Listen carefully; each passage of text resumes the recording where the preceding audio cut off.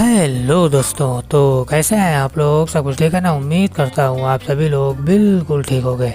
दोस्तों, आज के हमारे इस वीडियो में आप लोगों का एक बार फिर से तहे दिल से हार्दिक स्वागत है।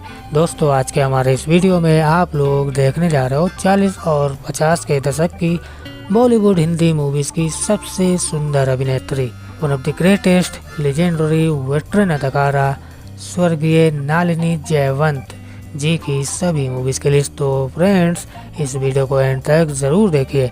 वीडियो पसंद आए तो वीडियो को लाइक कर दीजिए, शेयर कर दीजिए, और अगर अभी तक चैनल को सब्सक्राइब नहीं किया है तो चैनल को भी सब्सक्राइब कर लीजिए। साथ ही साथ नोटिफिकेशन बेल आइकन को प्रेस कर ऑल पर सेट कर लीजिए, ताकि जब भी कोई हमारी नई वीडियो अपलोड हो तो उसका नोटिफिकेशन आपसे मिस ना हो। तो चलिए फ्रेंड्स, बिना आपका टाइम वेस्ट करते हुए आज के हमारे इस वीडियो को स्टार्ट करते हैं।